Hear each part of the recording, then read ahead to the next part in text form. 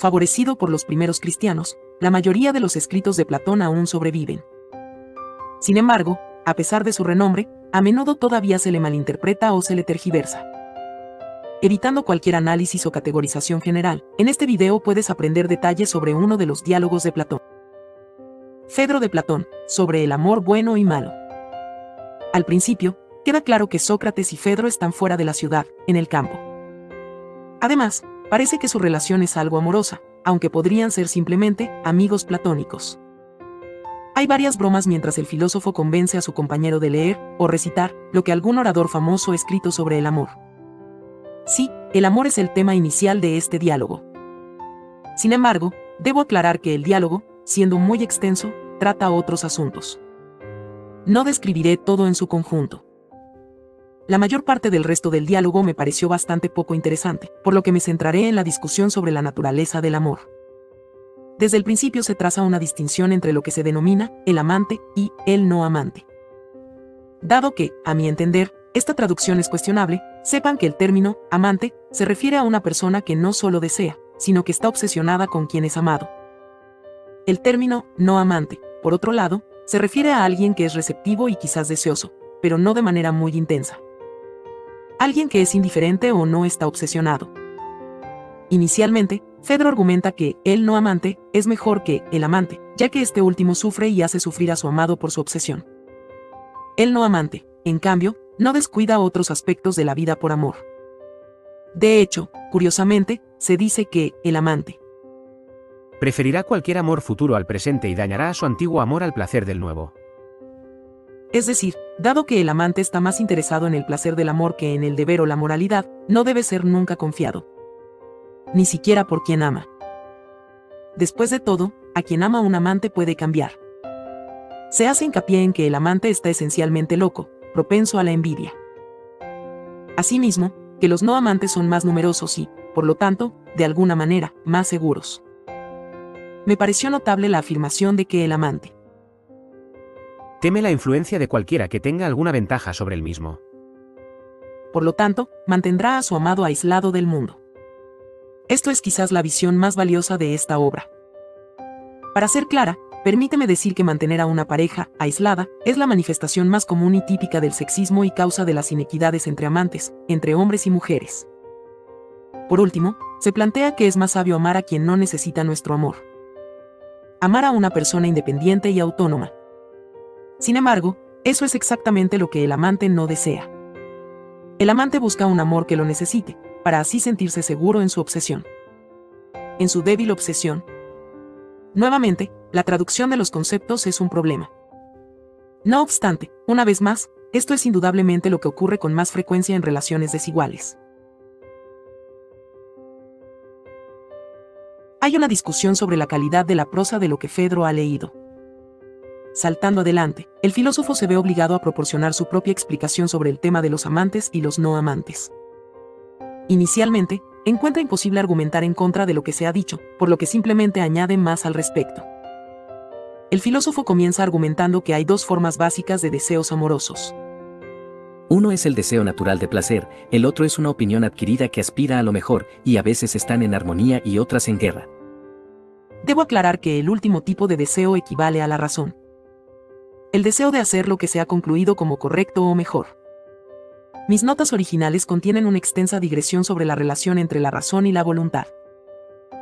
Para ser breve, permíteme decir que la separación entre razón y deseo es, se puede argumentar, ficticia. En realidad, son una y la misma cosa. La razón es simplemente motivaciones agradables o no vergonzosas, mientras que el deseo a menudo denota motivaciones no deseadas. De cualquier manera, Sócrates adopta la visión clásica en la que un deseo de placer o felicidad supera un deseo de razón. Es la emoción más capaz de hacerlo. Como puede imaginarse, el tema pronto deriva tangencialmente a una discusión sobre el libre albedrío. Como nota Goethe, nada hace que el libre albedrío sea más cuestionable que el amor. Se vuelve a señalar que el amante, con una mente enferma, incapaz de razonar, solo encuentra agradable lo que no se le opone, pero lo que es igual o superior le es odioso. Uno se siente tentada a decir que esta no es una descripción de un amante, sino más bien de un niño malcriado. Quizás conozcas a alguien que solo puede ser amiga de personas que considera inferiores. No obstante, que quede claro que eso es lo que la mayoría de los hombres, a lo largo de la historia, han querido de las mujeres.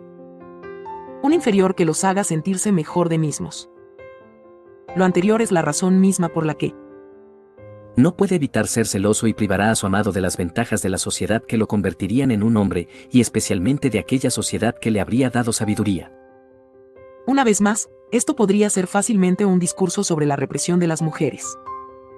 Aunque todo se discute como la represión de algunos hombres por otros hombres. Sí, hombres que desean un hombre sin poder, el cual, supuestamente, amar. Se arroja gran desprecio sobre los hombres con tales deseos. Se describe como el amado, a menudo un hombre más joven y pobre, sufre al tener que emparejarse con un hombre mayor y repugnante. Se dice que eventualmente el amor del amante cesa y entonces la búsqueda cambia. Sí, lamentablemente, el amado a menudo siente que no puede prescindir de quien solía amarlo y así lo persigue mientras el amante lo reemplaza por otro. De nuevo, esto podría haberse escrito sobre cómo la mayoría de los hombres tratan a la mayoría de las mujeres. Permítanme citar sobre el joven amado. Sin saber que nunca debió desde el principio haber aceptado a un amante demente en lugar de un no amante sensato, sepa que en la amistad del amante no hay verdadera bondad, tiene apetito y quiere alimentarse de ti, como los lobos aman a los corderos, así los amantes aman a sus amados. Esto último ya suena como un aforismo. Seguramente todo es una lección que todas las personas deberían aprender. El filósofo entonces desea partir, pero es detenido por una de sus señales familiares, una señal del daimon. No importa los detalles al respecto. Cuando la conversación se reanuda, Sócrates expresa el punto de vista opuesto. Argumenta que las opiniones anteriores son una afrenta a la divinidad. Recuerda que para los griegos el amor, Afrodita, y su hijo, el deseo sexual, Eros, eran dioses. Es decir, no pueden ser malos. El punto es que, dado que el amor del amante es una especie de locura, no toda locura es mala. Sí, alguna locura es divina. Sócrates entonces intenta definir qué es el alma. Supongo que esto podría considerarse el tercer tema del diálogo. El que más se acerca a una discusión sobre el libre albedrío. Se dice que el alma del hombre es automovida, que es libre. Por lo tanto, no tiene principio y es imperecedera. ¿Cómo se sigue lo último de lo primero? En realidad, de ninguna manera, jajaja. El cuerpo que es movido desde fuera no tiene alma, pero aquel que es movido desde dentro tiene un alma. Es curioso que Platón no naute el amor como exactamente un movimiento, desde fuera. Es el movimiento, desde fuera, más fácilmente observable y aparente. Posteriormente hay toda una historia, un mito o fábula.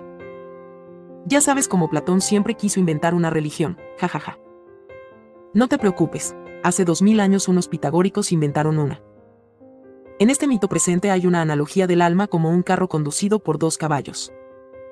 Uno de los caballos es divino, la razón, y el otro es terrenal, el cuerpo y sus pasiones.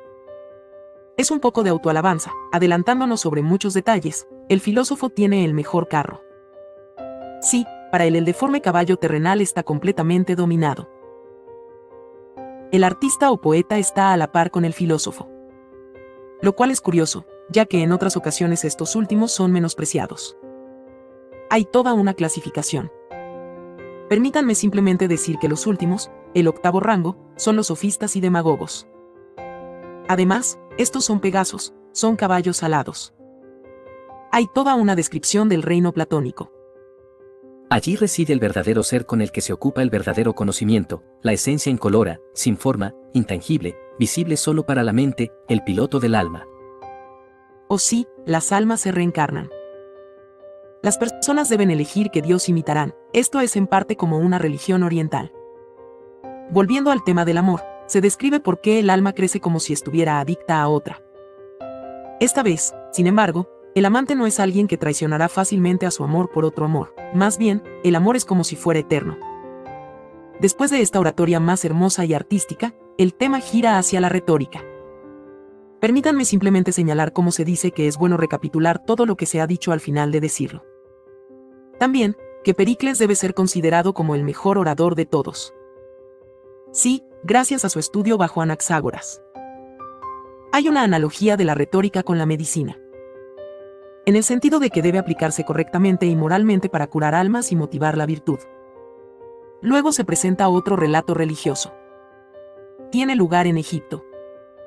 Aquí una deidad revela que la escritura es, de hecho, perjudicial para la humanidad. Esta es la idea de Pitágoras. La escritura aturde la memoria y hace posible que un indigno aprenda. La escritura, por lo tanto, debería ser solo un mero entretenimiento, un juego. Es decir, la única forma adecuada de enseñanza es mediante la palabra verbal. La escritura es, en el mejor de los casos, una ayuda a la palabra hablada, pero nunca algo que la igualará o reemplazará. En este canal puedes aprender sobre los escritos de muchos otros autores. Ahora, como de costumbre, considera los siguientes aforismos que se me ocurrieron mientras leía el texto. Mientras que el engreído se cree bueno cuando los demás piensan bien de él, el tonto se cree inteligente cuando los demás le dicen que lo es.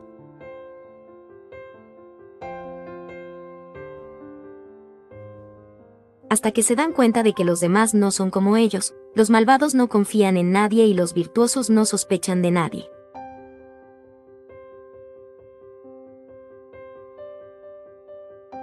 Placeres dolorosos surgen del dolor del deseo, mientras que el placer más agradable es el no desear.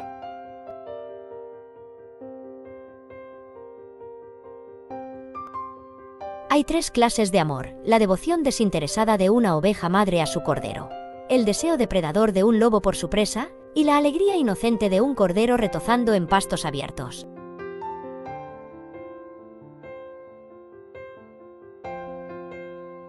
El corazón malcriado se deleita en la conformidad y aborrece la disensión.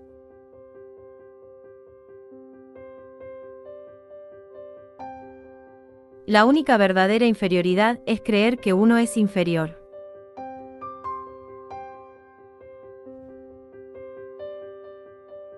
Aquel que se niega a competir enfrenta mayor desprecio que un perdedor que niega su derrota.